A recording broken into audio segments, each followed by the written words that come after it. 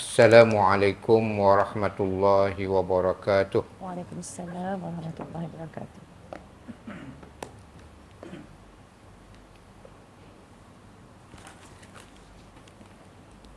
Alhamdulillahi rabbil alamin wa bihi nasta'in. Wassalatu wassalamu ala Rasulillah wa ala alihi wa sahbihi ajma'in. Rabbi syrah li sadri wa yassir li amri wahlul 'uqdatam min lisani yafqahu qawli. Terima kasih Tuan Pengurusi, saya hormati Jabatan Kuasa Masjid Al-Muhsinin, Darul Aman, Darul Aman Haid Oh, sedap nama ya. Alhamdulillah. Tuan-tuan dan puan-puan, anak-anak yang dirahmati Allah sekalian. Tidak ketinggalan yang dikasihi isteri saya, Datuk Ustazah Siti Nur Bahiyah Binti Mahmud. Ini Datuk, ini Datin lah. Sabar ya lah ya. Alhamdulillah, syukur pada Allah Subhanahu Wa Taala dapat hadir, kami hadir di sini ya, bersama dengan anak menantu cucu ya. Dan ini hari yang keempat kami berada di utara, dan ini adalah program yang terakhir ya. Besok kami akan bertolak balik kampung di Kajang, Selangor. Dan Alhamdulillah, lama Ustaz tak balik kampung ya. Bila balik kampung dia rasa sonok yang tak dapat digambarkan ya. Semuanya istimewa ya. Layanan istimewa, penduduknya istimewa, jamaahnya istimewa ya, makanan istimewa. Alhamdulillah. Semoga pertemuan kita malam ini pertemuan yang dirahmati dan diberkati oleh Allah Subhanahu Wa Taala. Dan kita doakan semoga pertemuan kita ini bukan sekadar pertemuan di dalam dunia saja. Dan insya-Allah mudah-mudahan kita bertemu lagi di syurga Allah yang kekal abadi. Insya-Allah ya. A'udzu billahi minasyaitonir rajim. Bismillahirrahmanirrahim. Assalamualaikum warahmatullahi wabarakatuh.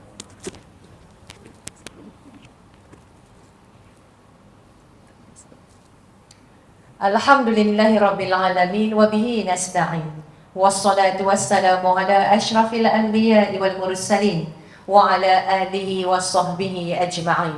Rabbi syrah li sadri wa yassir li amri wahlul 'uqdatam min lisani yafqahu qawli. Alhamdulillah. Syukur kehadrat Allah Subhanahu Wa Taala kerana dengan izin Allah, dengan rahmat dan kasih sayang daripada Allah Subhanahu Wa Taala kita bertemu pada malam ini. Dan betul kata Ustaz Wan Akasha, ini adalah program kami yang ke-6.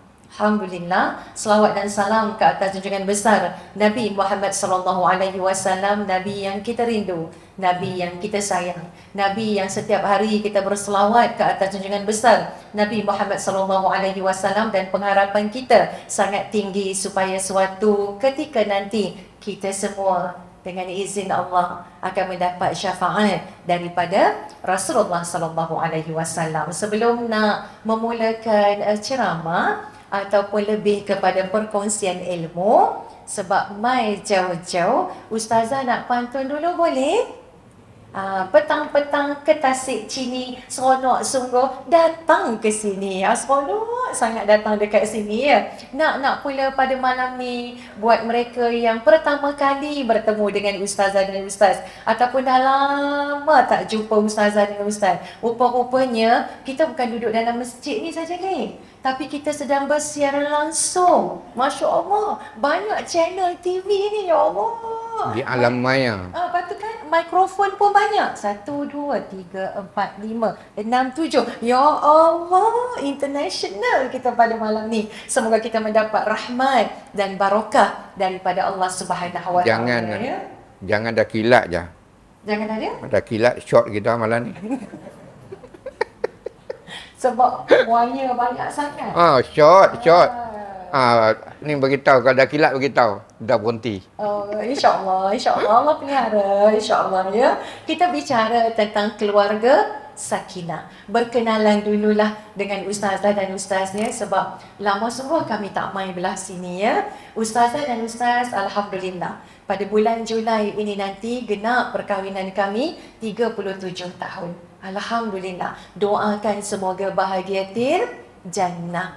Dan kami bersyukur kepada Allah dikurniakan 4 cahaya mata dan alhamdulillah keempat-empatnya sudah selesai mendirikan rumah tangga. Maksudnya bila anak kita semua dah kahwin ayah-ayah, ibu-ibu ya, kita rasa macam kita rasa macam mana Li? Nak kita selesai tanggungjawab tu tak selesai sebenarnya. Selagi hayat dikandung badan, kita rasa macam lega kan? Lega. Betul tak? Kalau mak rasa lega, pak rasa macam mana? Lagi lega. Lagi lega ya. Dan kebetulan pula anak bongsu ustazah yang hadir bersama pada malam ini. Ustazah datang dengan ustaz, dengan anak bongsu, dengan menantu bongsu ya, dan mereka baru sebulan mendirikan rumah tangga. Dan ustazah datang bersama dengan cucu yang pertama dan cucu yang kedua. Alhamdulillah kami dianugerahkan oleh Allah rezeki yang cukup indah, iaitu Allah bagi, Allah anugerahkan 9 orang cucu. Nak mai kat sini tuan-tuan dan perempuan, ya Allah, jenuh nak kena buat undi sebab semua nak ikut. Tuan-tuan dan perempuan bayang kalau semua cucu nak ikut macam mana ya.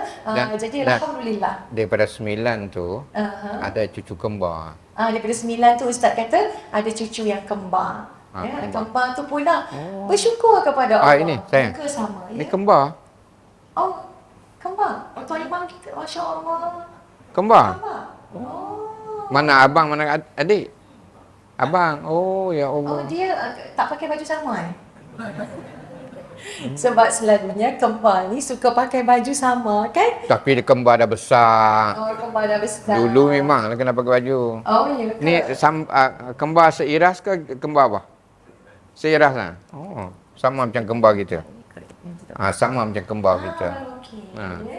Seiras. Alhamdulillah dalam 9 cucu tu ada sepasang cucu kembar dan cucu yang nombor 9 tu baru berusia 5 bulan. Kami semua termasuk ibu ustazah, kami semua-semua ni yang ustazah cerita ni, kami duduk satu rumah. Satu rumah. Ibu ustazah cakap apa tak kat ustazah? Rumah ustazah ni kan, mak ustazah cakap dekat ustazah, hari-hari hari raya.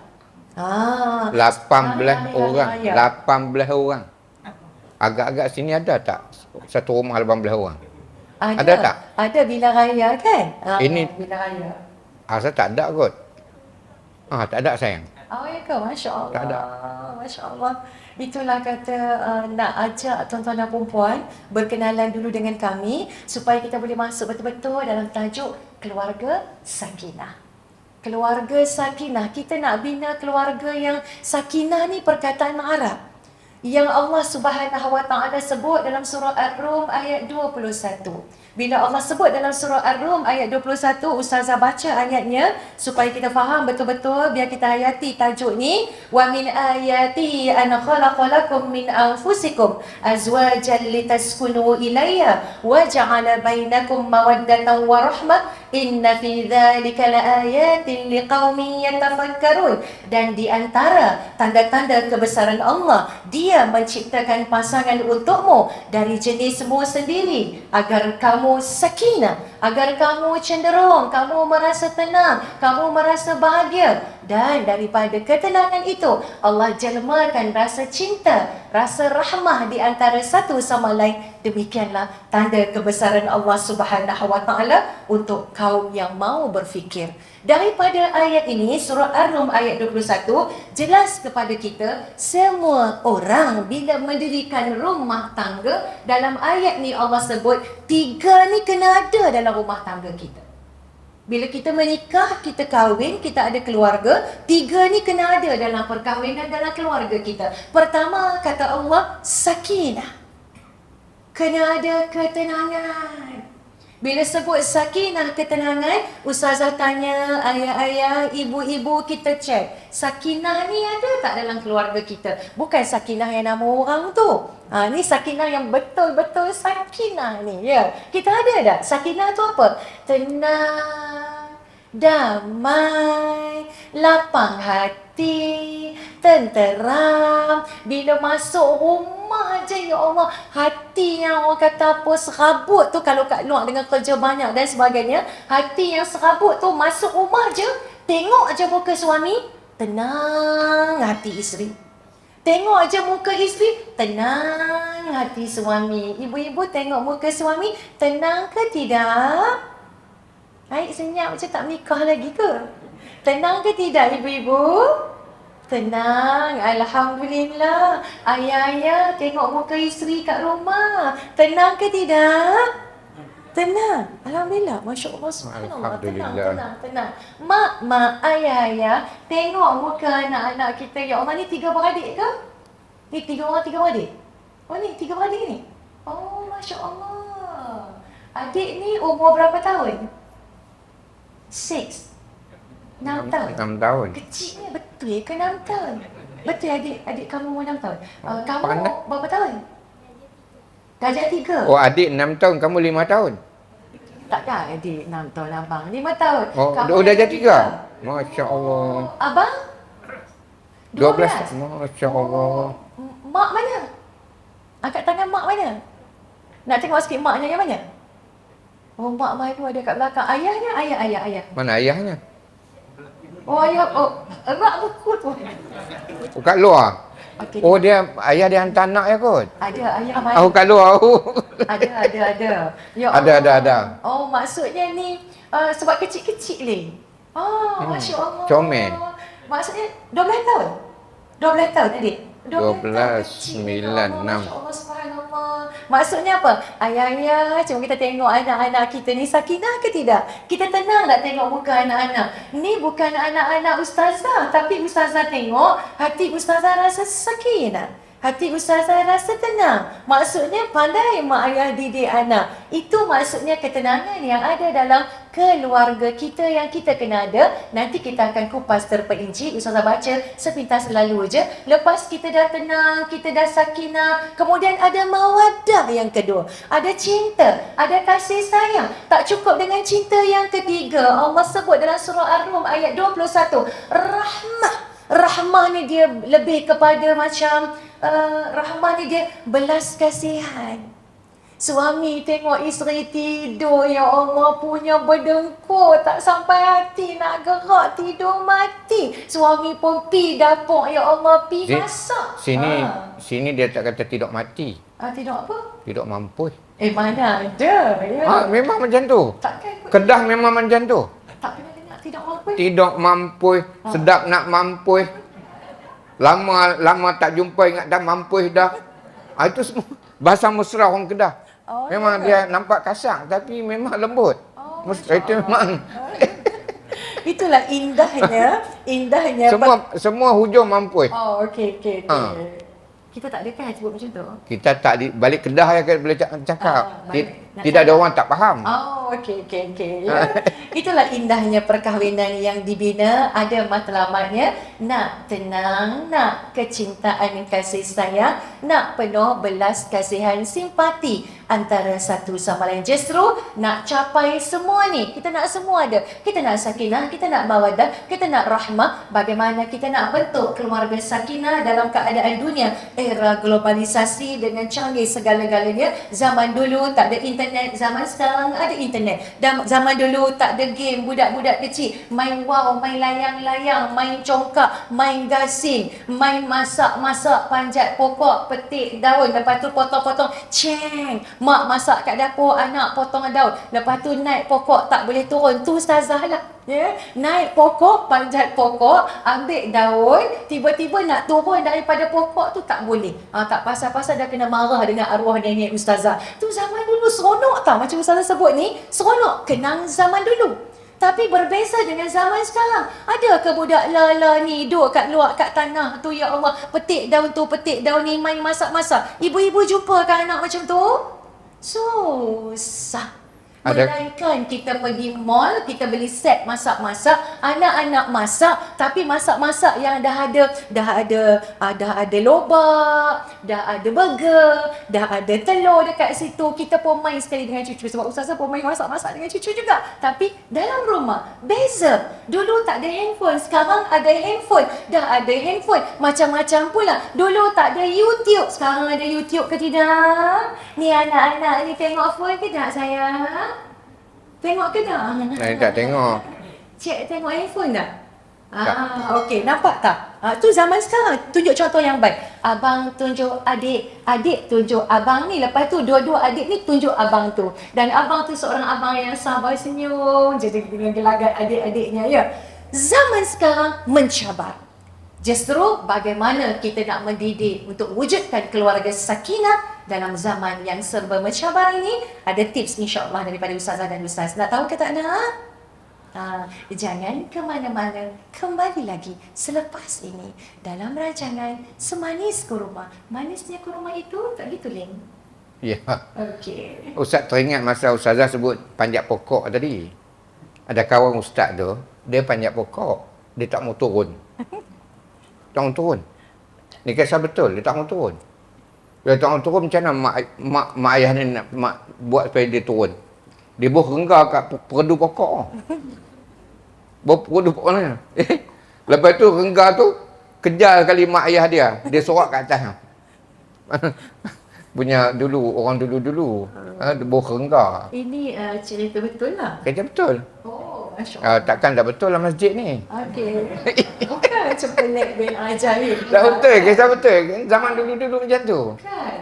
Allahu Akbar. Ya? Itulah ya, sebenarnya bila kita ada anak-anak ni, luangkan masa untuk anak-anak. Sebab kenangan manis. Nanti bila anak-anak dah besar, kita rindu kenangan kita bersama dengan anak-anak kita. Justru ada tip daripada ustazah dan ustaz untuk bina keluarga sakinah. Yang pertama sekali ialah matlamat hidup berkeluarga mesti jelas. Itu nombor satu. Matlamat hidup berkeluarga mesti jelas. Terutama sekali kepada pemimpin keluarga, yakni suami, iaitu bapa. Seorang ayah, seorang suami mesti meletakkan nawaitu yang jelas, matlamat yang jelas, ke arah mana nak bawa keluarga kita. Kalau kita ada matlamat hidup berkeluarga yang jelas, kita akan didik keluarga kita dengan bersungguh-sungguh sebab kita ada matlamat. So, matlamat kita ialah kita nak bentuk keluarga kita ini ke jalan-jalan syurga, ke jalan yang diredai oleh Allah Subhanahu Wa Taala, bukan ke jalan yang dimurkai oleh Allah Subhanahu Wa Taala. Sesuai dengan firman Allah dalam surah At-Tahrim ayat 6. Cuba baca sikit ni. Surah At-Tahrim ayat 6. Okey, macam saya sebut tadi, matlamat yang jelas, kita punya asas kepada matlamat yang jelas itu ialah perintah Allah. Dalam surah At-Tahrim ayat 6. Ya ayyuhalladzina amanu qu anfusakum wa ahlikum nara. Wahai orang-orang yang beriman, pelihara diri kamu dan keluarga kamu daripada azab api neraka. Ini perintah Allah. Perintah Allah untuk kita. Sebab kita berkahwin ini bukan kita suka-suka, tak. Ini adalah perintah agama. Yang Nabi sebut, kita kahwin, kita telah menyempurnakan 50% agama. 50% lagi ialah bertakwa kepada Allah Subhanahu Wa Taala. Sebab itu matlamat yang jelas, seperti mana yang disebut oleh Nabi SAW, kullukum ra'in wal kullukum mas'ulun an ra'iyatihi. Kita adalah pemimpin dan Allah akan tanya di atas kepimpinan kita. Sebab itu bila kita berkeluarga, ibu bapa ada tanggungjawab, yang mana bila kita kahwin dimulai dengan percintaan, tetapi disudahi dengan tanggungjawab dan amanah. Sebab itulah tuan-tuan dan puan-puan, ya, bila kita letakkan matlamat hidup berkeluarga yang jelas, apa sahaja ujian yang Allah bagi dalam rumah tangga kita, sama ada Allah uji melalui pasangan ataupun Allah uji melalui anak-anak, ataupun juga Allah uji melalui ayah dan ibu, kita akan hadapinya dengan hati yang tenang, kerana matlamatnya kita duk bayang nak masuk syurga, duk bayang syurga, bayang nak pimpin tangan semua ni masuk ke dalam syurga, dan bayang neraka Allah Subhanahu Wa Taala yang panas, membakar, lebih panas lagi daripada api dunia sebanyak 70 kali ganda. Ibu-ibu masak di dapur, tangan terpercik minyak, minyak tu panas sebab kita nyalakan kuali yang ada minyak, panas tu dengan api, percik minyak panas, bukan kena api. Ibu-ibu sakit ke tidak? Sakit ke tak kena minyak panas? Sakit. Sakit. Tunjuk Kalau tangan. ni, kalau sakit kena minyak tu kan, dia akan cakap sakit nak mampus. Oh, Masya Allah. Mana sakit sangat-sangat lah tu. Allah. Nampak tak? Nampak. Nampak. Bila dah sakit kena minyak panas tu, ibu-ibu pun tunjuklah dekat suami, bang tangan kena minyak panas. Suami tolong bubur minyak, tolong tiup ke, tolong sapu lotion ke, suami buat macam mana? Suami buat macam mana? Tuan-tuan kalau isteri kena minyak panas, tuan-tuan buat apa? Buat apa? Tak tahu. Ya. Tak tahu. Tak tahu tu maksudnya isteri tak pernah kena minyak panas. Sini kalau kena minyak panas Kedah biasanya, dia pun minyak gamat. Minyak gamat. Minyak gamat. Cepatlah lega. Jaga. Itu baru minyak panas. Dan kadang-kadang tangan kita terkena api pun kita sakit. Itu api dunia. Bayangkan api neraka. Kita tak nak dihumban oleh Allah di dalam azab neraka Allah Subhanahu Wa Taala. Jadi ingat, nombor satu, matlamat hidup berkeluarga mestilah jelas. Yang kedua, Ustaz boleh sambung ke? Boleh sambung? Semua okey ke? Sebab ibu-ibu jauh daripada Ustazah. Jadi Ustazah kena renung, pandang kat belakang. Ibu-ibu okey ke? Dengar suara Ustazah dengan jelas? Buat good dua-dua. Yang kedua, untuk membina keluarga sakinah, yang kedua ialah beriman dan beramal soleh. Dua ni, two in one. Beriman dan beramal soleh.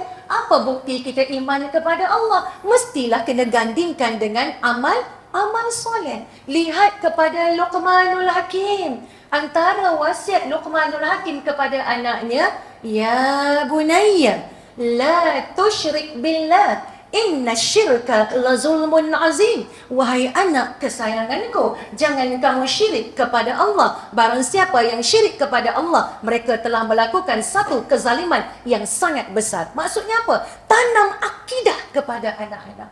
Iman kepada Allah, tauhid kepada Allah yang Esa. Sebab itu dalam keluarga kita pastikan tidak ada unsur-unsur khurafat yang diamalkan di dalam rumah. Banyak unsur-unsur khurafat. Antaranya anak nak periksa, ibu ayah susah hati, pi jumpa bomoh, suruh bomoh jampi. Jampi apa? Inilah pensel anak nak jawab soalan periksa. Pensel ni ada 10 pensel. Suruhlah Tok Bomoh tu jampi dengan penselnya, dengan pennya. Kat sini ada duk buat lagu tu? Ada tak? Tak ada. Alhamdulillah, syukur kepada Allah. Benda-bendanya khurafat. Bimbang nanti terlalu percaya sangat dengan semua-semua jampi-jampi serapa boleh membawa syirik kepada Allah Subhanahu Wa Taala. Ada juga yang nak suami sayang, pi jumpa bomoh bagi tangkal azimat. Dia pun pakai, dia letak bawah bantal. Lepas tu suami dia tak boleh pisah dengan dia. Dia kata, ni sebab tangkal lah tu. Berdosa ke tidak? Dosa besar. Syirik kepada Allah Subhanahu Wa Taala. Duk percaya yang karut-marut semua tu. Kita ada iman, kita ada amal soleh, kita ada Allah Subhanahu Wa Taala. Nak anak berjaya dalam peperiksaan, ibu ayah bangun di waktu tengah malam, di malam yang sunyi hening, buat sembahyang hajat, berdoa kepada Allah. Apa kita nak Allah bagi dekat anak kita, minta dengan Allah. Nak anak berjaya, nak suami sayang, nak isteri sayang, nak keluarga bahagia. Bukan minta dengan al-bomoh sana, al-bomoh sini, tetapi minta dengan Allah. Pastikan dalam rumah kita beriman dan beramal soleh, bukan dalam rumah saja, di mana-mana saja kita berada, beriman dan beramal soleh. Buang jauh-jauh segala unsur-unsur khurafat, jangan ada dalam diri, jangan pakai azimat apa-apa. Anak pun jangan duk botangkal ke ikat benang dan sebagainya. Dalam rumah pun jangan masukkan unsur-unsur khurafat, sebab kita beriman dan beramal soleh kepada Allah Subhanahu wa taala. Okey, yang ketiga. Yang ketiga, Kasih sayang. yang ketiga ialah kasih sayang. Seronok tau jadi ustaz. Sebab ustazah suka buat nota. Jadi ustaz suka jilinglah nota ustazah. Tuan-tuan dan puan-puan okey ke? Itulah suami dan isteri. Kan? Sebab ustazah memang daripada zaman sekolah. Suka menulis, suka membaca. Suka menulis, suka membaca. Orang lelaki-lelaki dia lain. Orang lelaki-lelaki dia macam mana ni? Sebab orang lelaki ni Dia dia al-ilmu fi sudur. oh boy, lain sambil kutub. Masya Allah. Ya. Orang perempuan sudur pun ada, kutub pun ada. Alhamdulillah kan, mudah-mudahan Allah berkat kita. Yang ketiga, kasih sayang. Ya. Ada dalam keluarga kita kasih sayang. Kasih sayang ni senang kita nak cakap. Tapi tanda kita ada kasih sayang tu ada 5. Ingat ya. Tanda kita ada kasih sayang dalam keluarga ada 5. Yang pertama sekali, dalam keluarga tak boleh keluar perkataan yang kasar-kasar. Tak boleh. Tapi yang tadi ini, yang kata yang kasar ni maksudnya benda yang boleh mengguris perasaan keluarga, sama ada suami ke, isteri ke, anak-anak ke. Ya. Maknanya dalam keluarga, perkataan yang keluar daripada mulut semuanya perkataan yang menggambarkan kasih dan sayang. Ya. Jangan ada dalam keluarga tu kata jerekah. Jerekah jangan ada. Orang Kedah kata tempik, jerekah, tempik. Kita nak berhenti dulu ke nak teruskan? Ya? Teruskan, okey. Itu yang pertama sekali. Tanda dalam keluarga ada kasih sayang. Yang pertama, kataan yang keluar pada mulut mak, ayah, anak-anak ialah kataan yang menggambarkan kasih dan sayang. Satu. Yang kedua, tanda dalam keluarga ada kasih sayang. Kedua ialah sentiasa memberi hadiah. Maksud sentiasa memberi hadiah maksudnya kita dalam keluarga tu kita ingat hari kelahiran masing-masing. Kita bagi hadiah.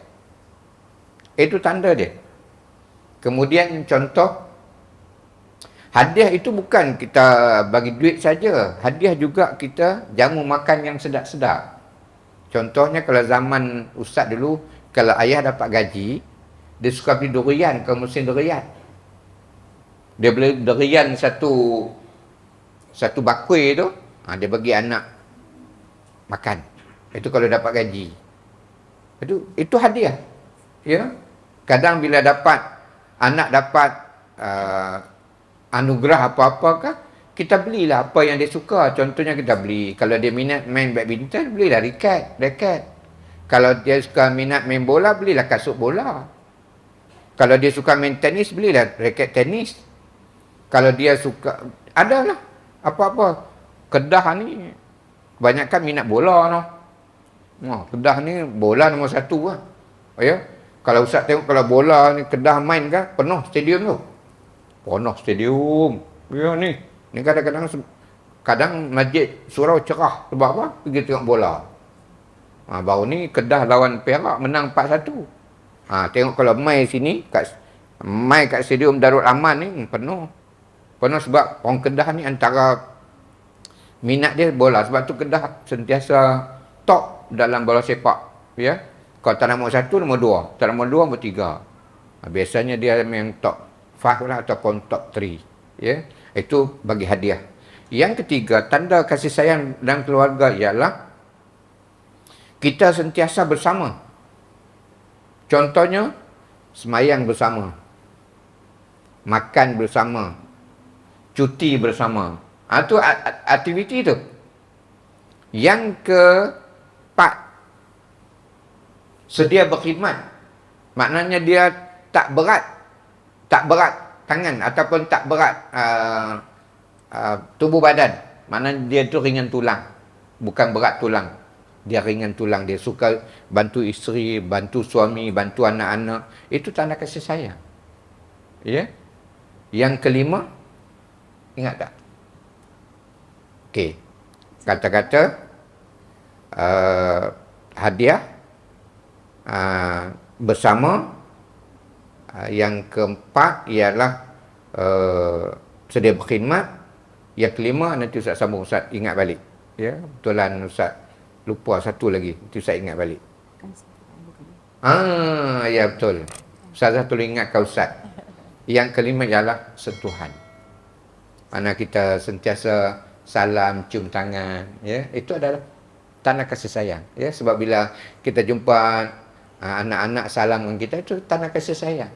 Sebab itu bila kita berjumpa kan, kita disunatkan salam. Sebab itu tanda kasih dan sayang.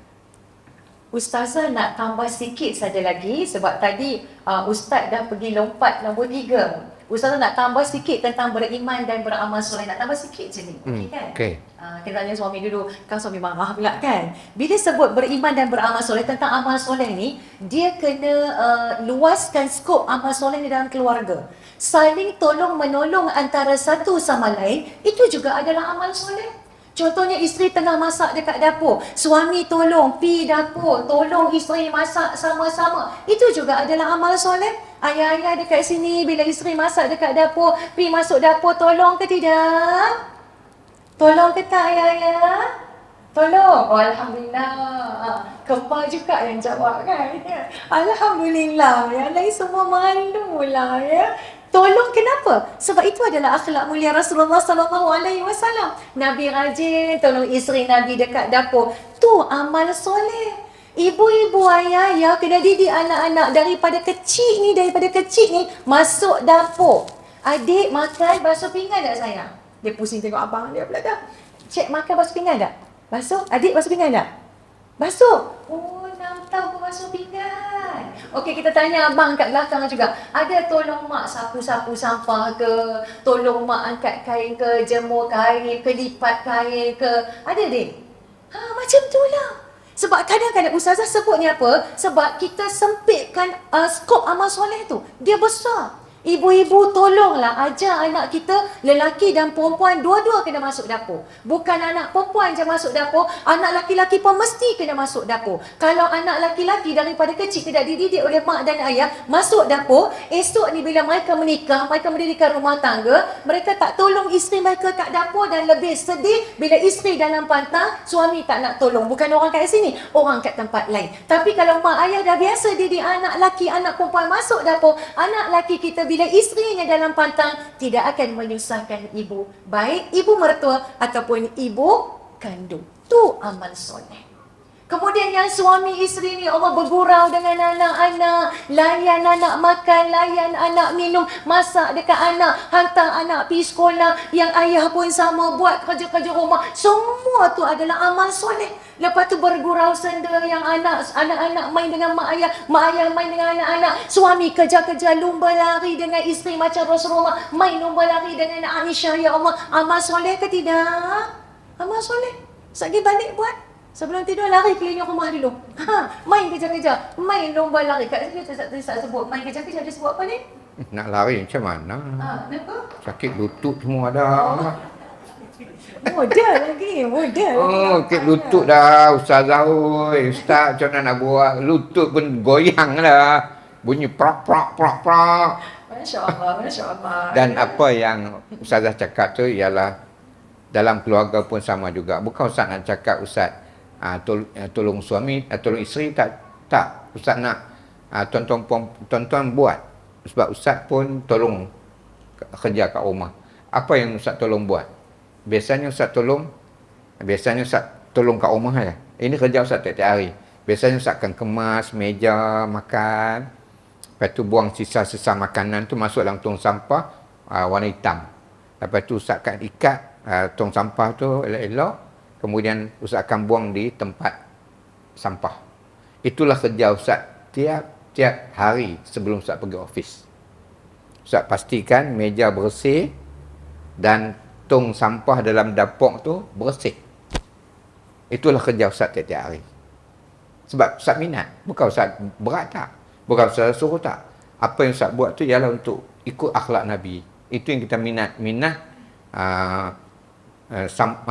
Bersihkan dapur dengan sampah. Sebab Ustaz minat. Ya? Itu benda yang kita buat lah. Macam tuan-tuan perempuan minat masak lah. Kalau minat sidai baju lah. Kalau minat lipat baju, lipatlah baju. Jangan kita kata tengok suami dia lipat sidai baju, ambil itu, kita queen control. Tak. Salah tu. Sebab kadang-kadang bila kita orang kata hang queen control, hang kena queen control, tak. Itu sunnah Rasulullah sallallahu alaihi wasallam yang mana kita tolong keluarga kita adalah sunnah Nabi dan dapat pahala. Kerana bila Nabi duduk di rumah, apa yang Nabi selalu buat? Nabi suka membantu keluarga Nabi dan Nabi suka buat kerja sendiri. Ya, itu yang perlu kita buat. Dan kalau kita nak buat, bagi tahu suami isteri dulu kalau kita nak buat. Nanti kita tahu buang tabiat orang tua ni. Jangan bagi tahu ini sunnah Nabi, ya. Okey? Dan Ustazah nak dalam keluarga kita nak sakinah kan? Kita nak ketenangan. Kita bicara tentang beriman dan beramal soleh. Pastikan seisi keluarga jangan pernah tinggal langsung solat sehari semalam 5 waktu. Jangan tinggal. Anak-anak kecil-kecil ni gerak. Bangun subuh gerak. Alah, biarlah tidur. Oh, jangan. Biasa daripada kecil. Nak pula Nabi pesan bila anak-anak kamu berumur 7 tahun, famuruhu bis-salah. Suruh anak kamu solat bila umur 7 tahun. Maksudnya daripada 6 tahun, daripada 5 tahun, daripada 4 tahun, kita dah biasa dah anak kita solat. Kemudian masukkan dalam keluarga kita. Nak sakinah, Allah sebut dalam surah Fajr ayat 4. Apa kata Allah Subhanahu wa taala? Huwallazi anzala as-sakinata fi qulubil mu'minin. Dialah, yakni Allah yang menurunkan sakinah ke dalam hati orang-orang yang beriman. Allah yang bagi orang yang beriman ni hati dia tenang. So nak tenang macam mana? Zikir banyak-banyak dalam rumah kita. Jangan tinggal zikir. Mak-mak, ayah-ayah, tolong kawal rancangan TV yang anak-anak kita tengok. Kalau bagi handphone dekat anak-anak, YouTube tu tak semua channel boleh tengok tau. Ada kartun yang boleh tengok, ada kartun yang tak boleh tengok. Tuan-tuan dan perempuan pun tahu kan? Ada orang dah viral, kartun ni tak boleh tengok, kartun ni tak boleh tengok, kartun ni tak boleh tengok. Ya, sebab Ustazah bila buka TV dekat ruang tamu, Ustazah akan duduk sama-sama dekat ruang tamu tu, Ustazah akan bagi masa. Okey, boleh tengok TV 30 minit. Boleh tengok TV 1 jam. Dan masa tu sambil Ustazah kemas ruang tamu, Ustazah berada di ruang tamu untuk menapis channel apa yang ditonton oleh cucu-cucu Ustazah. Kena. Sebab kita nak bagi keluarga kita ni mendapat rahmat dan barakah daripada Allah Subhanahu wa taala. Al-Quran baca dalam rumah. Zikir banyak-banyak. Istighfar banyak-banyak. Kalau boleh, setiap anak-anak kita ni masing-masing ada tasbih. Tolonglah, kita nak sakinah. Allah bagi sakinah ke dalam hati orang yang beriman. So anak-anak kecil ni kena biasakan dengan tasbih. Tasbih kena ada. Setiap seorang-seorang satu tasbih. Bukannya kat rumah tu gantung satu tasbih tu, semua orang. Kalau rumah tu 5 orang, 6 orang, share tasbih tu. Oh tidak. Kalau yang lain kita boleh keluarkan duit. Kita nak beli baju raya, kita nak beli tu, kita nak beli makanan ni. Macam-macam makanan kita beli, macam-macam mainan tu, mainan ni. Tapi tasbih. Memanglah boleh zikir dengan jari, tapi bila ada alat, dia akan lebih mengingatkan kita untuk zikrullah. Sebab tu Ustazah baru-baru ni, Ustazah sebab cucu-cucu ada yang tasbih ni, ada yang tasbih ni, ada yang tasbih ni, lama-lama kadang-kadang bergaduh. Hak ni nak warna ni, hak ni nak warna ni. Last kali tahu dah Ustazah buat macam mana? Ustazah tempah tasbih yang ada nama seksiah. Sungguh, ada nama seksiah. Jadi masing-masing tu gantung dekat ruang tamu, kat tepi rak Quran tu, masing-masing bila time zikrullah, dah tahu dah, ini tasbih cucu ni, ini tasbih ni, ini tasbih ni. Biarlah kita masuk dalam keluarga kita rahmat dan barakah daripada Allah Subhanahu wa taala. Dan yang ketiga, tadi Ustaz dah sebut, biarlah keluarga kita nak sakinah, penuh dengan curahan kasih sayang. Dan tadi Ustaz dah sebut tentang tasbih tadi ni. Ustaz nak bagi satu zikir yang tuan-tuan perempuan boleh buat, ya. Sebab dengan nak wujudkan keluarga sakinah ni dalam era teknologi moden ini yang dengan macam-macam lagi ya, dengan macam-macam lah yang apa, kita kata mengganggu kehidupan kita, perlunya zikir ya. Sebab itu Ustaz nak cadangkan zikir yang boleh kita buat setiap hari, supaya bila kita zikir ni roh kita jadi kuat. Okey, Ustaz nak bagi ya, tolong zikir ini 100 kali. 100 kali ya. Bismillahirrahmanirrahim. Bismillahirrahmanirrahim. Bismillahirrahmanirrahim. Bismillahirrahmanirrahim. Bismillahirrahmanirrahim. 100 kali. Biar kita zikir itu dalam keadaan intonasi itu jadi begitu, supaya kita tak kita rasa seronok, syok dengan nada tadi. Bismillahirrahmanirrahim. Bismillahirrahmanirrahim. Kita tak rasa penat sebab dia make nada tadi ni. Sama juga kita zikir subhanallah. Subhanallah, subhanallah, subhanallah, subhanallah, subhanallah, subhanallah, subhanallah, subhanallah, subhanallah. Alhamdulillah, alhamdulillah, alhamdulillah, alhamdulillah. Allahu Akbar, Allahu Akbar, Allahu Akbar, Allahu Akbar. Bila kita buat begitu, kita ada kelazatan dalam zikir. Kita tak rasa penat. Itu yang kami buat. Ya, supaya apa yang kami buat ni, kami nak turun kepada tuan-tuan perempuan, buatlah. InsyaAllah. Dengan berkat kita zikir apa yang Nabi bagi tahu pada kita. Bismillahirrahmanirrahim. Bismillahirrahmanirrahim. Kita sedang zikir begitu. Kalau kita latah-latah pun tak keluar yang bukan-bukan. Kita akan keluar perkataan-perkataan yang baik. Betul tak sayang? Betul. Itu yang cuba kita. Sebab kita nak keluarga sakinah. Keluarga yang tenang. Bila tenang, kita kena roh kita ni, keluarga kita kaitkan, kita rapatkan, kita hubungkan dengan Allah Subhanahu Wa Taala yang saya sebut tadi ini, ayat yang terakhir tadi, ayat wallazi anzala sakinah fi qulubil mu'minin, dan dialah yang menurunkan sakinah, ketenangan dalam hati orang-orang yang beriman. Salah satu untuk menarik sakinah tadi ialah zikir yang Ustaz bagi tahu tadi ini, iaitu Bismillahirrahmanirrahim. Bismillahirrahmanirrahim. Dengan lepas tu subhanallah, subhanallah, sampai Allahu Akbar tadi ni. Itu ada nada dia, ya. Dan kenapa kami bagi zikir ni? Sebab kita tak nak dalam rumah kita penuh dengan muzik-muzik, dengan lagu-lagu. Jangan biasakan anak mereka ni kain putih tau, kita yang corak. Jangan biasakan mereka dengan lagu-lagu. Jangan biasakan. Sebab tu saya tak bagilah dalam rumah. Dalam rumah tak bagi. Buka TV tak adalah. Nak tengok lagu ke mampu-mampu tu tak ada lah. Ya, sebab kita nak jumpa Allah. Ya, dan zikir yang Ustaz bagi tu biar dengan maknanya. Ya, bukannya kat mulut je tapi masuk dalam hati.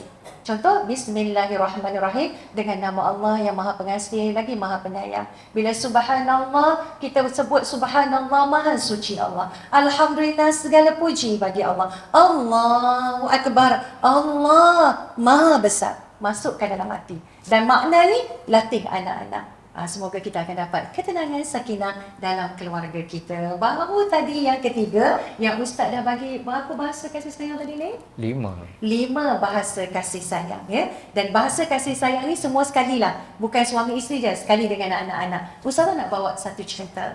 tentang cinta dan kasih sayang Rasulullah sallallahu alaihi wasallam.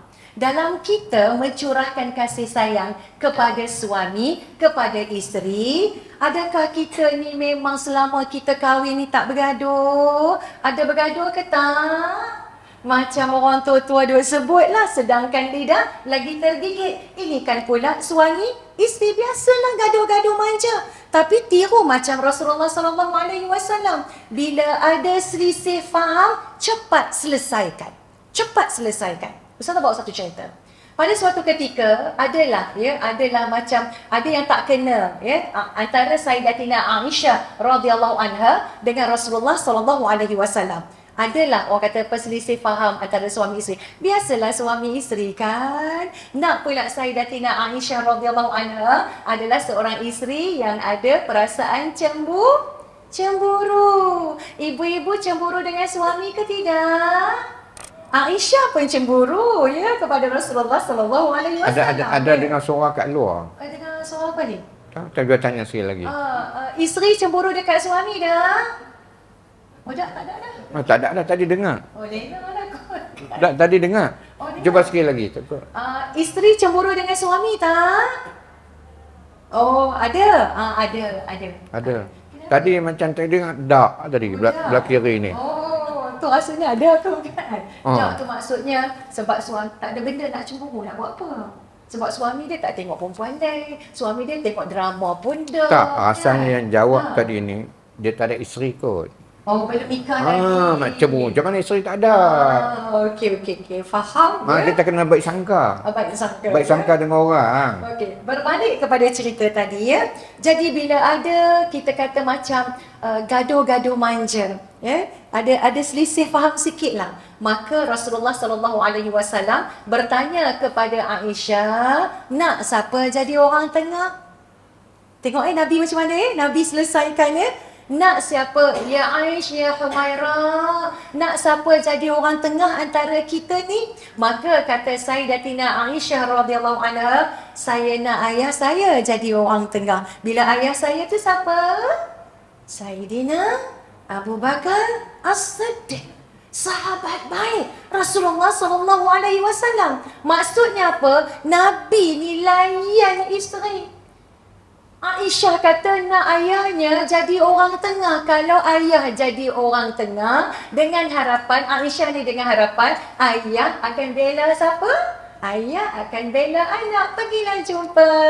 Pergilah rumah Sayyidina Abu Bakar As-Siddiq. Bila pergi ke rumah Sayyidina Abu Bakar As-Siddiq, Nabi pun ceritalah apa yang berlaku. Maka ketika itu, Abu Bakar berkata kepada Rasulullah, "Ya Rasulullah, engkau datang ke rumahku. Engkau tak perlu datang ke rumahku.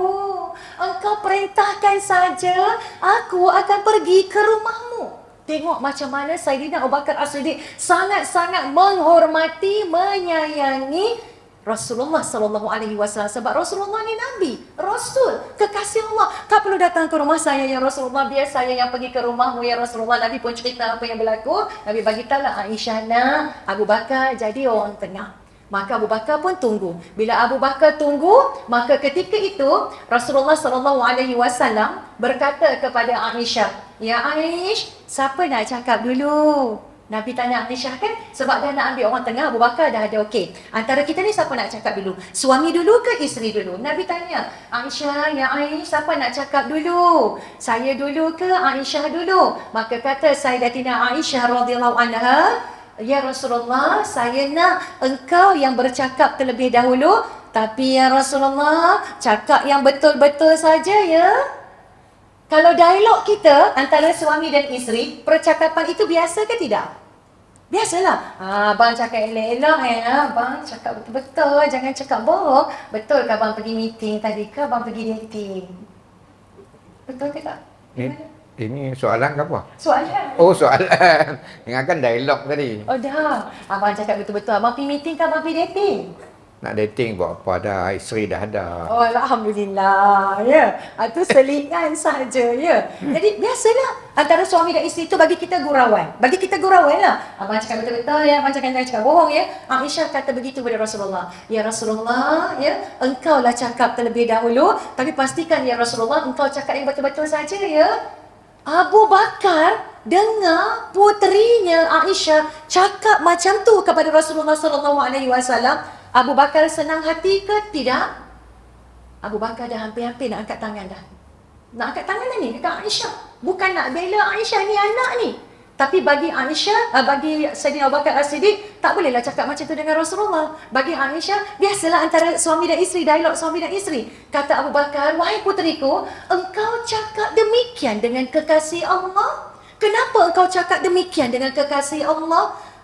Kerana bagi Abu Bakar, macam kita kata, tak bolehlah cakap macam tu dengan Rasulullah. Kalau nak suruh Rasulullah cakap, engkau cakap dulu ya Rasulullah. Kenapa engkau kata cakap yang betul-betul? Kerana Rasulullah SAW kata Abu Bakar, tak pernah berdusta. Engkau tahu Nabi cakap yang benar-benar. Kenapa engkau kata demikian? Bila Abu Bakar dah mula suara lain, muka lain, tangan pun dah nak angkat. Macam marah sangat-sangat. Tahu tak? Daripada tadi Aisyah dengan Nabi pergi jumpa Abu Bakar untuk selesaikan apa yang mereka perlu diselesaikan. Last bila Abu Bakar dah marah kepada Aisyah, Aisyah sorok belakang siapa?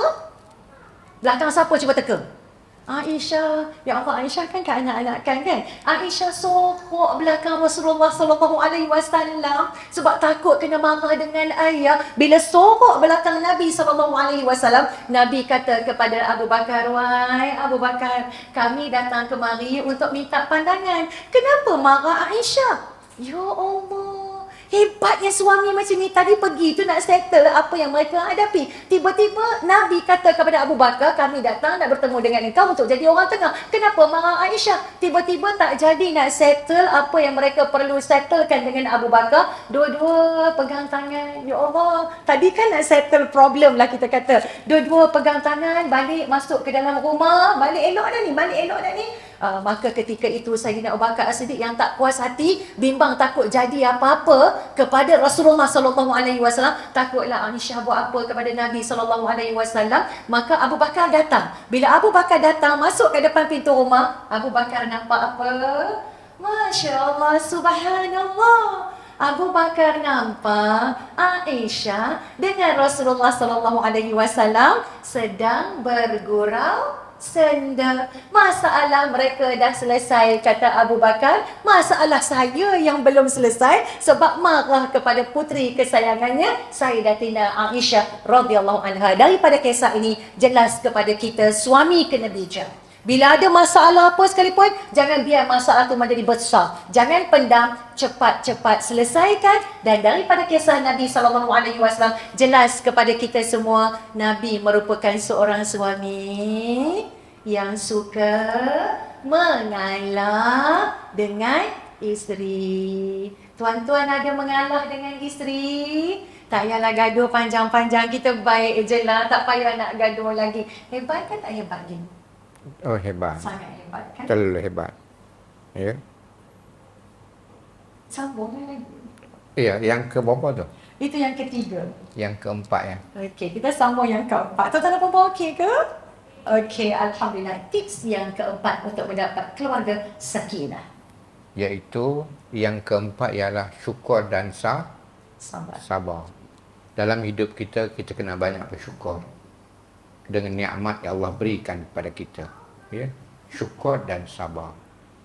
Nikmat Allah bagi terlalu banyak. Di antara nikmat yang paling besar dalam hidup kita ialah nikmat iman dan Islam yang tidak boleh dijual beli. Bayangkan hidup di atas muka bumi ini berbilion-bilion manusia. Di antara berbilion-bilion itu kita dipilih oleh Allah menjadi orang yang beriman. Ya Allah, nikmat yang paling besar. Itu syukur. Yang kedua, sabar. Dalam rumah tangga, kita kena banyak sabar. Kita akan berhadapan setiap hari dengan isteri, dengan anak. Ya, dengan kehidupan yang bermacam-macam. Ya, kena sabar. Ya, sabar, syukur. Sabar, syukur. Ya, di antara tanda kita nak sabar itu ialah Allah ingatkan kepada kita, innallaha ma'as sabirin. Allah bersama dengan orang yang sabar. Kerana dalam hidup kita tak boleh lari daripada ujian daripada Allah. Ada ujian, bermacam-macam ujian. Kadang Allah uji kita dengan kemiskinan. Kadang Allah uji kita dengan kekayaan. Kadang-kadang Allah uji dengan kita dengan kematian. Kadang Allah uji kita dengan kehilangan harta benda. Kadang Allah uji kita dengan kesakitan, penyakit dan bermacam-macam lagi. Kena banyakkan sabar. Itu yang keempat, syukur dan sabar. Sebab semua orang diuji oleh Allah Subhanahu Wa Taala. Kita kena sematkan di hati kita. Bila kita mendapat nikmat, kurniaan daripada Allah, ada anak-anak, Allah bagi anak-anak dekat kita, alhamdulillah syukur. Sebab ada orang dia kahwin lama, dia tak dapat anak, dia teringin nak ada anak. Kita yang ada anak, tiba-tiba kita marah anak. Kita kata macam-macam dekat anak kita. Kita tak hargai nikmat ada anak. Syukur. Dan setiap ujian sabar. Kerana ada ganjaran syurga daripada Allah Subhanahu Wa Taala. Yang seterusnya, yang kelima, al-auladul abrar.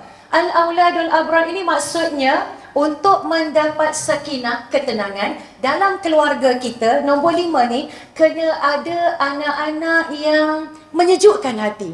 Kena ada anak-anak yang qurrata a'yun, yang kita baca dalam surah Al-Furqan ayat 74. Kita minta kepada Allah biar seisi keluarga dan anak-anak kita menjadi anak-anak yang sejuk mata memandang. Nak dapat anak-anak yang sejuk mata memandang, siapa yang kena didik?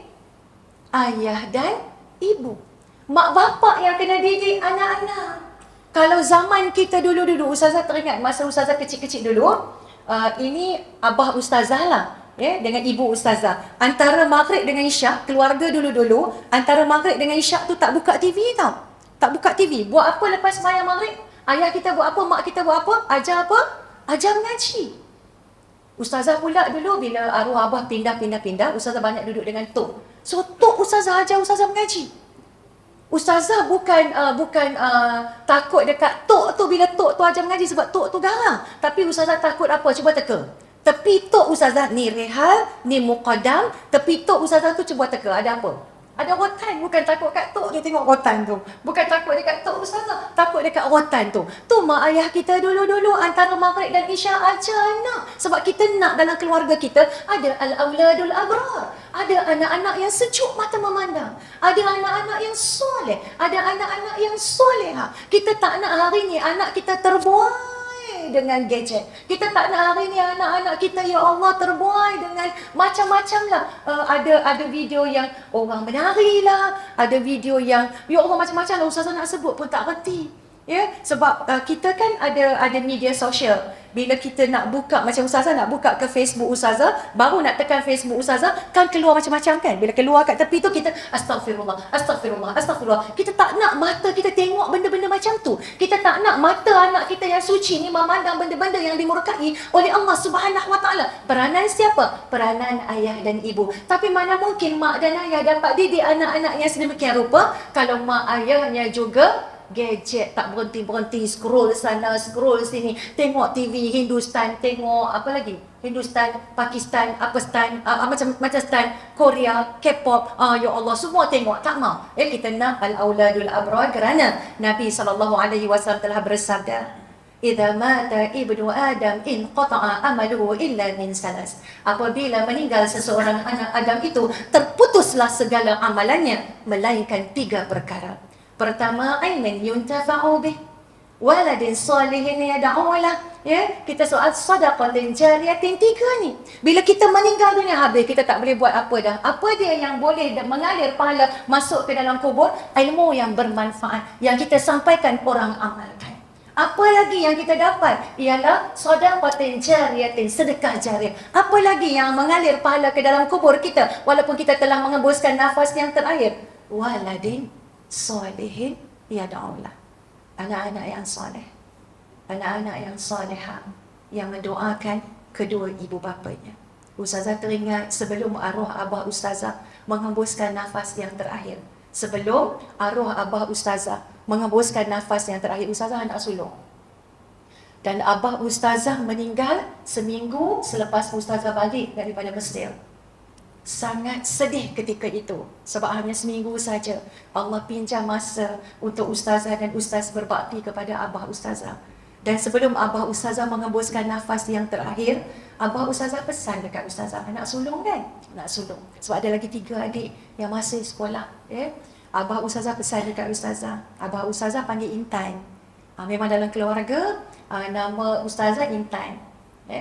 Tak panggil Kak Long ke Siti ke Nur ke Bahaya, tidak. Memang panggil Intan. Ustazah duduk kat tepi abah Ustazah. Ustazah peluk abah Ustazah. Ustazah cium abah Ustazah.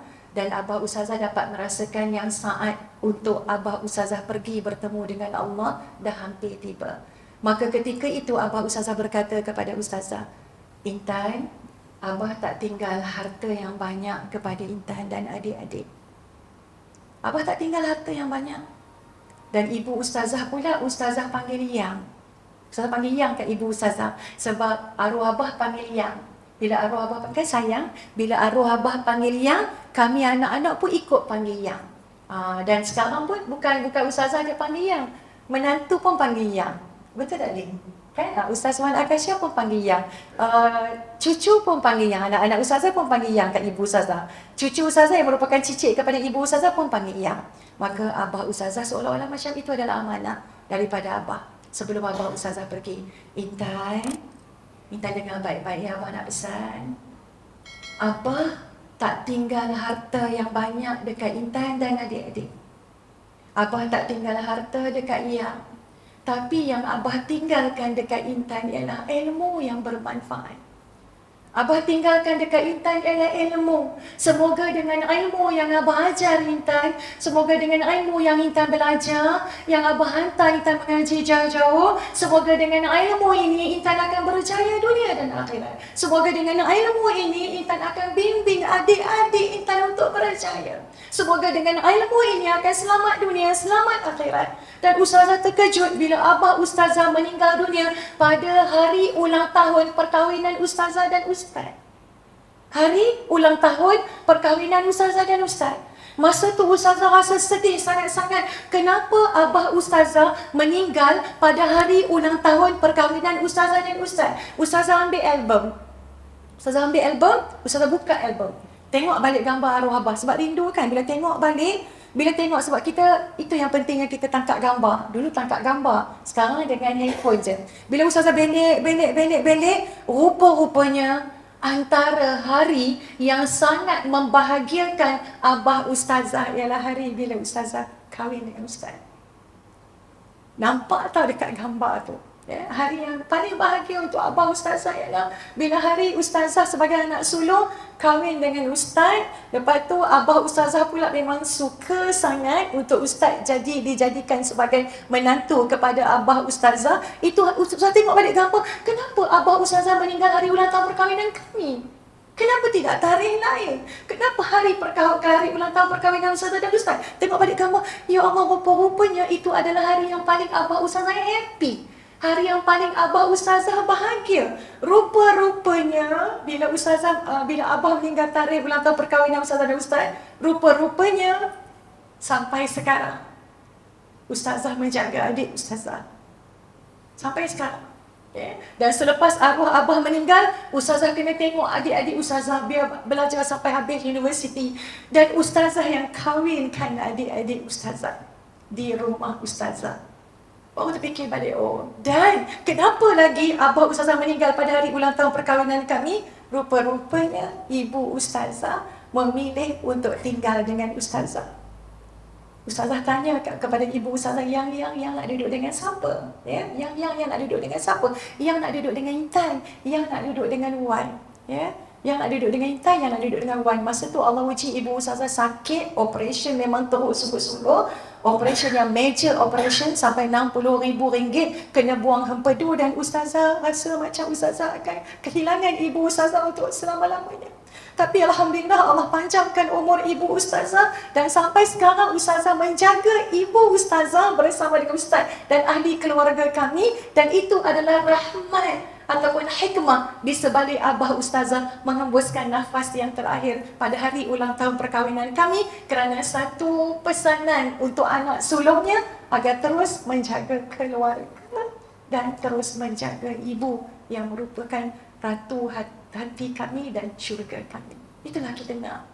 Kita nak yang keempat ni, kita nak yang kelima ni dalam keluarga kita. Ada al-auladul abrar, ada anak-anak yang soleh, ada anak-anak yang solehah. Sebab tu bila setiap kali ustazah ceramah ayah-ayah ibu-ibu ya, jauh di sudut hati ustazah ni, ustazah mengharapkan abah ustazah masih ada. Bila tengok ayah-ayah ni kan, tengok ayah-ayah, teringat ayah ustazah. Ustazah mengharapkan abah ustazah masih ada. Tetapi Allah lebih menyayangi abah ustazah. Sebab itulah setiap kali ustazah ceramah, dalam hati ustazah berkata, Ya Allah, hadiahkanlah semua pahala dakwahku ini kepada abah-abahku. Kerana pengorbanannya dalam hidupku sangat besar. Jasanya, pengorbanannya, kasih sayangnya, segala-galanya sangat besar. Hadiahkanlah pahala dakwahku ini kepada abahku. Kita nak macam tu. Ya, bila kita meninggal nanti, anak-anak yang qurrata ayun inilah yang akan mendoakan buat ayah dan ibu. Semoga kita semua dianugerahkan oleh Allah anak-anak yang al-auladul abrar, anak-anak yang soleh, anak-anak yang solehah. Di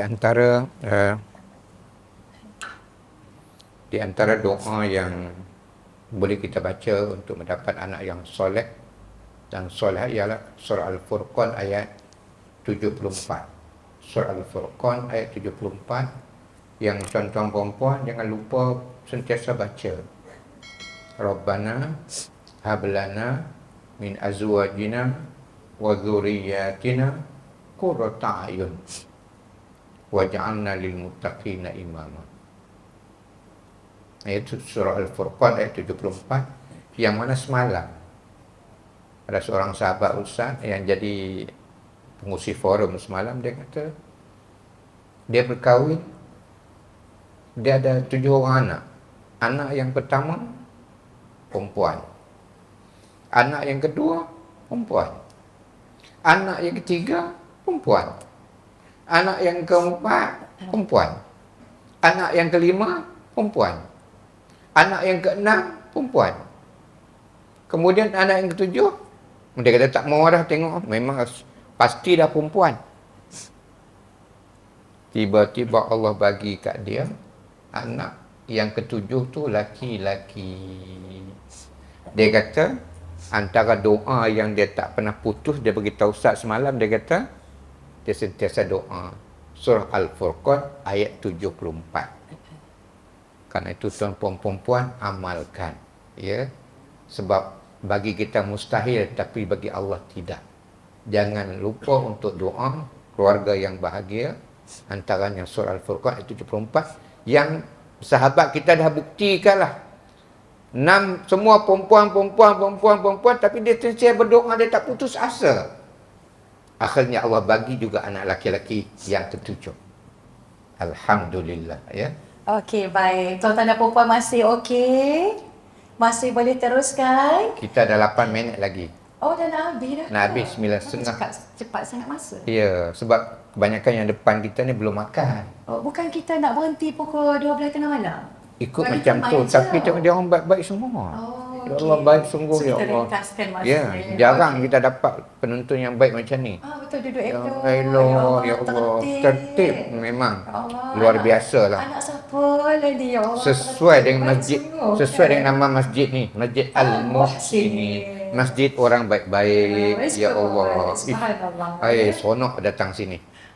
Pendek kata, orang utara ni, bila kita tengok tu, kita rasa macam mana ni? Rasa tenang lah. Okey. Sakinah lah. Betul lah. Sesuai lah tajuk yang tuan-tuan dan perempuan buat, ya. Dan Okey, satu yang lagi, seterusnya. dia orang pun bila kita kembara dakwah ni, bukan setakat dia orang datang ramai-ramai dengar dengan ceramah. Kadang dia orang jamu kita sedap-sedap. Tu yang kata tak boleh lama-lama, nanti badan kita naik. Tak boleh lama-lama kat sini. Masya Allah. Okey, baik. Kita teruskan sikit saja lagi. Lepas ni ada makan tak? Tengok betul ada makan. Jarang kita pergi tempat sini, semua ada makan sedap-sedap. Ya Allah. Allahu Rabbi, astagfirullahalazim, astagfirullahalazim. Nikmat Nikmat yang harus nikmat, ya. Nikmat.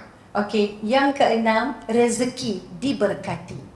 Nak wujudkan keluarga sakinah, pastikan rezeki kita diberkati oleh Allah Subhanahu Wa Taala. Siapa yang bekerja untuk menyara kehidupan keluarga, nafkah tunggaknya ke atas suami, ke atas bapa. Tetapi isteri pengasih, penyayang, kesian dekat suami, isteri pun ada yang turut bekerja sama, kerja sama-sama cari rezeki yang halal dan thayyibah. Pastikan yang kita kerja, yang kita berniaga, yang menjana income tiap-tiap bulan ke tiap-tiap hari, duit ringgit kita dapat ke, pastikan ianya adalah sumber pendapatan yang halal.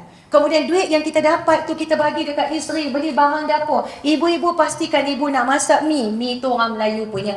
Ibu nak masak, nak letak dalam mi tu nak letak sos tu pastikan halal. Kicap pastikan halal. Apa saja ramuan yang nak masuk dalam mulut kita, masuk dalam mulut anak-anak kita, pastikan halal dan thayyibah. Sebab tu ustazah paling cerewet sikit lah bab-bab beli barang ni. Ya, ustazah akan pastikan, okay, barang kalau nak beli ni, ataupun kalau ustazah tak pergi beli barang dapur, sebenarnya ustazah sekali-sekala pergi beli barang dapur. Tapi baru tolak troli, anak-anak pula, lucu pula ya. Baru tolak troli, beli barang dapur dengan anak-anak. Kan seronok, ambil ni, beli barang dapur. Tiba-tiba adalah 2-3 orang perempuan, duduk bisik-bisik kat belakang. Semanis kurma lah, semanis kurma. Ustazah bahaya, mana-mana tu. Anak-anak pula kata dekat ustazah, Mama, cepat tolak troli. Ada orang nak jumpa Mama. Kesian ada orang nak jumpa Mama, biarlah dia orang jumpa Mama. Sajalah seronok tolak troli nak tengok dia orang kejar ustazah ke tidak. Ustazah pun sajalah follow anak ustazah. Follow memang kena kejar. Kita lari kot situ, jumpa macam main cilut-cap. Ya, teringin juga nak beli barang dapur. Ada masa boleh beli, ada masa kena berhenti, ada masa kena tangkap gambar, ada masa waktu tu lah ada sesi kaunseling. Ustazah nak tanya ni macam ni. Macam tu. Jadi sekali-sekala ustazah akan beli barang dapur dan ustazah share. Ustazah akan pastikan ini ada logo halal, ini begini. Sama juga kalau kami seisi keluarga nak bila hari-hari yang tertentu kita makan semua satu keluarga dekat luar, tengok. Ya. Kalau anak-anak kata, Mama ni boleh makan ni ada logo halal, saya akan berdiri kat situ, saya akan tengok dulu. Intai dulu kat cashier tu siapa, kat dapur tu siapa. Tak apalah, hati Mama rasa macam tak nak makan dekat sini. So bila hati tu tak nak, kena pergi kat tempat lain. So kena alert benda-benda macam tu. Sebab Nabi pesan dekat kita, apa yang kita makan, apa yang kita minum akan jadi darah daging. So ia memberi kesan kepada akhlak kita dan akhlak anak-anak. Sebab tu ada seorang lelaki berdoa kepada Allah, dia doa sangat khusyuk kepada Allah, dia doa dia pandang ke atas. Dia doa dia pandang dekat atas. Nabi tengok dia doa dengan khusyuk. Lepas habis doa, Nabi kata kepada lelaki ini, doamu sangat bagus. Doamu sangat bagus. Sebab khusyuk doa. Doamu sangat bagus. Tapi sayangnya, makanan kamu, minuman kamu, pakaian kamu, tempat tinggal kamu perolehi daripada yang haram, mana mungkin doa kamu akan dikabulkan oleh Allah. Jangan terlibat dengan perkara-perkara haram, skim cepat kaya ke, buat ni cepat macam, tapi sedangkan ianya tak bersih, ianya bukan rezeki yang diberkati oleh Allah Subhanahu Wa Taala. Jadi kita nak doa-doa kita dikabulkan oleh Allah Subhanahu Wa Taala, maka Nabi pesan kepada lelaki tersebut, atib tuqmataka tustajab da'watuk. Perbaikilah makanan kamu dulu, nescaya doa-doa kamu akan dikabulkan oleh Allah Subhanahu Wa Taala. Rezeki diberkati, makan minum yang berkat, yang halal dan thayyibah, supaya membentuk hati kita, membentuk diri kita untuk mudah taat kepada Allah Subhanahu Wa Taala dan jauh daripada melakukan dosa kepada Allah. Yang ketujuh ialah buat baik pada ibu bapa ya. Okey, itu yang akhir sekali lah ya. Dan yang akhir sekali, kita buat baik pada ibu dan ayah kita. Ya. Dan kalau mak ayah kita dah tak ada, doa untuk mereka. Ya. Dan ustaz, mak ayah dah tak ada.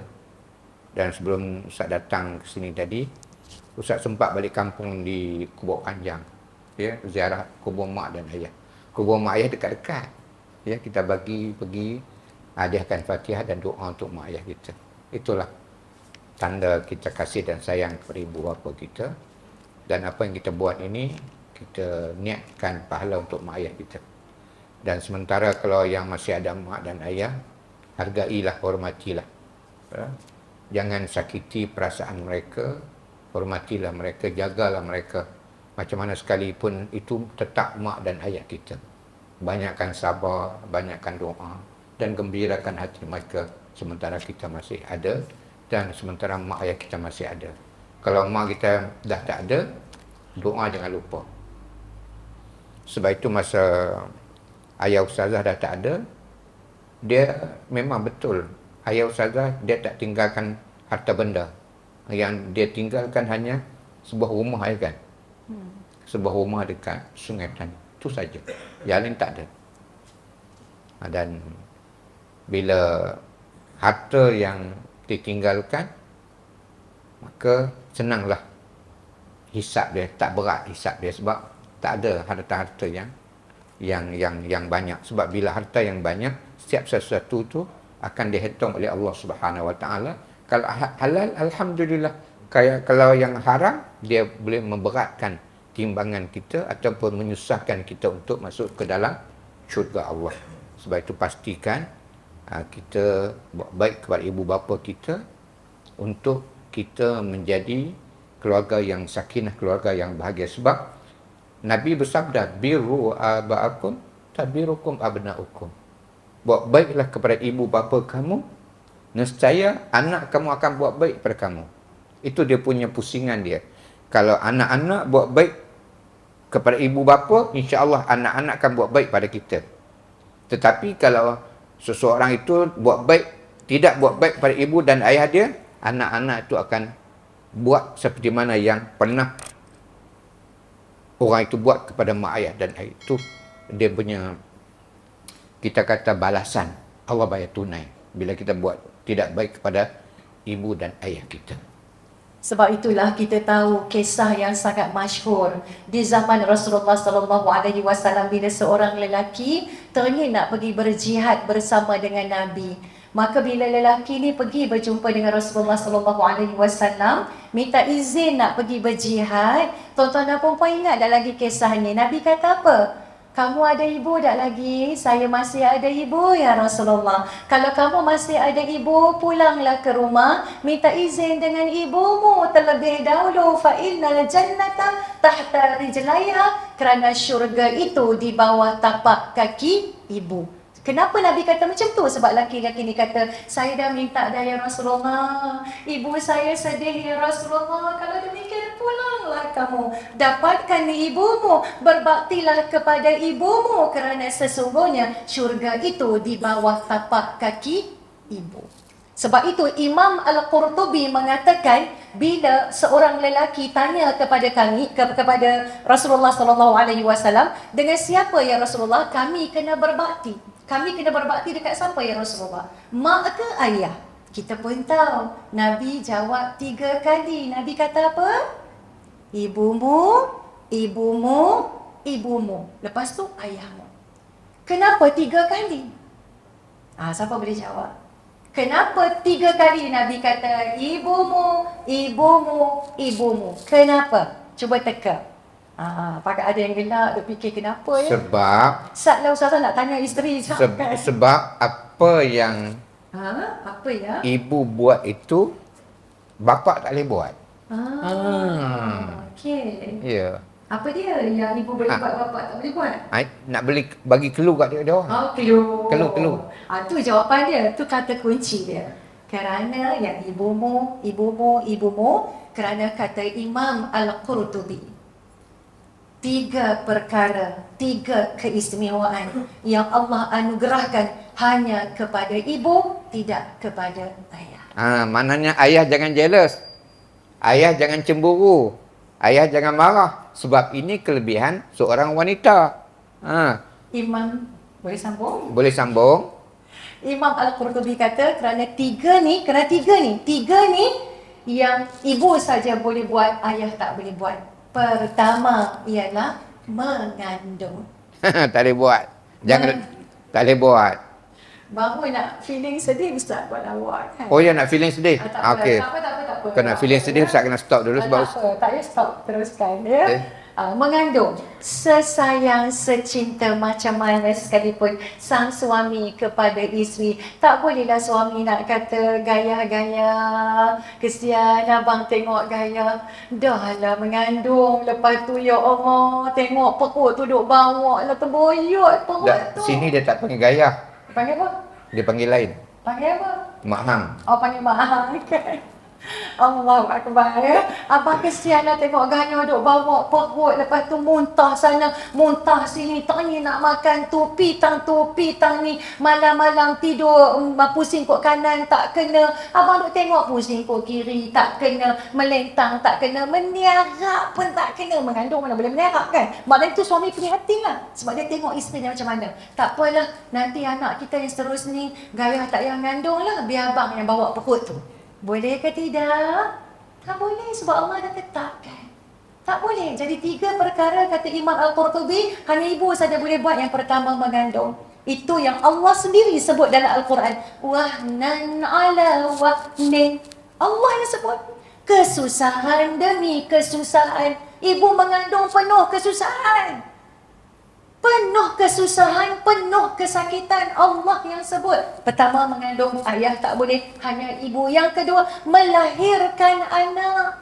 Cuba tengok ibu-ibu melahirkan anak. Kita duduk kat dalam labor room. Kalau ada ayah-ayah yang dapat temankan isteri ketika melahirkan anak, sakit, tapi mulut isteri kat dalam bilik nak bersalin tu, mana dia ada bising-bising? Mana dia tahu, aduh sakitlah, aduh. Tak ada. Dia astagfirullah, ya Allah, tolong ya Allah, selamatkan aku ya Allah, selamatkan anakku ya Allah, tolong. Macam tu dia duduk, ya Allah, pegang tangan suami, ya Allah. Cuba kalau orang laki-laki yang beranak, rupa dia macam mana kat dalam labor room tu? Cuba cerita sikit lah. Kalau boleh imagine lah lagi. Dia punya sakit dia tu kan. Tak boleh imagine. Apatah lagi sakit yang macam 5 minit sekali. Tak boleh imagine. Dia jerit runtuh hospital tu. Nampak tak?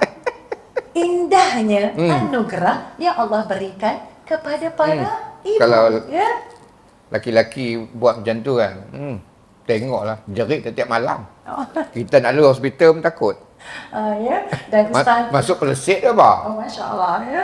Dan Ustazah Alhamdulillah bila Ustazah bersalin Pak Umar Cahaya Mata, Alhamdulillah Ustaz ada yang ibu Ustazah pun ada masuk sekali ya. Dan Ustazah bersyukur juga Ustazah berada dalam labor room, teman menantu Ustazah melahirkan anak, pegang tangan, cium, urut ubun-ubun, bagi doa, bagi kata semangat. Dan baru ni pun teman anak perempuan Ustazah dalam labor room melahirkan anak. Jadi Ustazah menyaksikan, kita dah rasa dan kita pula nampak pula macam mana anak menantu kita melahirkan anak. Mengandung, yang kedua melahirkan, yang ketiga kata Imam Al-Qurtubi, menyusukan anak.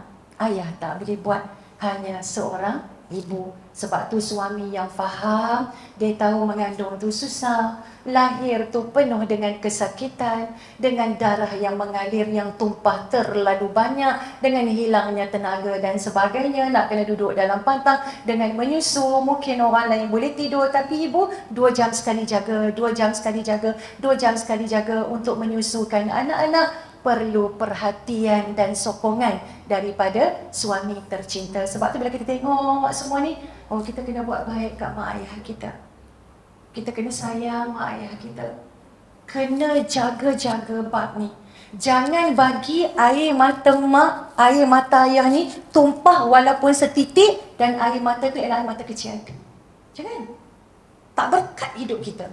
Tak bahagia kita. Jangan bagi air mata mak dan ayah tertumpah tu air mata kecil hati, air mata terluka, air mata tergores kerana tingkah laku dan kata-kata anak yang kasar. Mak telefon, "Kak, baliklah Kak. Dah lama Kak tak balik, mak rindu lah. Mak dah masak macam-macam lah. Mak tunggu sebab Kak kata Kak nak balik, tapi Kak tak balik. Mak dah lama tak makan lauk kegemaran Kak, tak gamak nak masak sebab teringat Kak baliklah Kak. Tak boleh lah Mak, kan baru je kerja. Cik baru je kerja kat KL ni. Mak, mana boleh cik balik. Lain kali lah Pak letak telefon." Ketika itu hancur luluh hati ibu. Air mata ibu menitis. Anak tadi adalah anak yang derhaka. Man ahzana walidayhi faqad aqqahuma. Anak-anak yang menduka citakan hati kedua ibu bapanya, anak itu adalah anak yang derhaka. Nak sebut perkataan derhaka pun takut tuan-tuan dan puan. terputus daripada mendapat rahmat dan barakah daripada Allah, mana mungkin bahagia dunia, mana mungkin bahagia akhirat, rezeki tak berkat, keluarga tak bahagia, tak ada ketenangan, hati resah gelisah kerana ada dosa terhadap mak dan ayah. Selalulah minta ampun dengan mak ayah kita. Sebab kadang-kadang mak dan ayah ni dia simpan dalam hati. Dia tak bagi tahu dekat anak-anak dia kecil hati. Tapi bila mak tak bagi tahu, ayah tak bagi tahu, anak tu tak bahagia. Mak tak gamak nak bagi tahu. Jadi kita sebagai anak ni lah, jangan sombong dengan mak dan ayah kita. Pergi jumpa mak ayah kita, duduk sopan santun depan mak ayah kita, minta ampun dengan mak dan ayah kita. Anggaplah setiap kali kita jumpa mak dan ayah kita, anggaplah mana mungkin itu adalah khidmat bakti kita yang terakhir buat ayah dan ibu kita, kerana selepas itu mak dan ayah kita akan pergi bertemu dengan Allah dan tidak akan kembali lagi. Jadilah anak yang soleh, anak yang solehah, anak yang qurrata ayun, anak yang menyejukkan hati mak dan ayah, anak yang walaupun dia dah kahwin, dia ada suami, dia ada anak-anak, tapi dia tetap berbakti dekat mak ayah dia. Orang lain tak nak jaga mak ayah, orang lain busy lah tu ni, dia yang jaga mak ayah dia. Dia yang layan makan minum ayah, mak ayah dia. Dia yang berbakti kepada mak dan ayah dia kerana dia faham itu adalah syurga buat anak-anak. Ustazah selalu sebut, akhir kalam daripada Ustazah selalu sebut dalam ending ceramah Ustazah, kalau bab ibu bapa, tanpa ayah dan ibu, mana mungkin kita lahir ke dunia ini. Tanpa ayah dan ibu, tak bisa kita melihat bulan dan matahari. Tanpa pengorbanan mak dan ayah kita, siapalah kita pada hari ini. Jadi berbaktilah kepada mereka sebelum kita dan mak ayah kita dijemput bertemu dengan Allah untuk selama-lamanya. Alhamdulillah dah selesai kita, dan kita ucap terima kasih banyaklah pada jawatan kuasa Masjid Muhsinin ya, yang telah menjemput kami pada malam ini untuk kita berkongsi ilmu, dan kita doakan semoga semua yang hadir pada malam ini mendapat barakah dan kasih sayang daripada Allah Subhanahu Wa Taala, dan dapat sakinah dalam keluarga. Dan kita dah habis ya, dan Ustaz akan serah balik kepada pengurusi. Masih Kita serah semula kepada Tuan Pengerusi. Dipersilakan.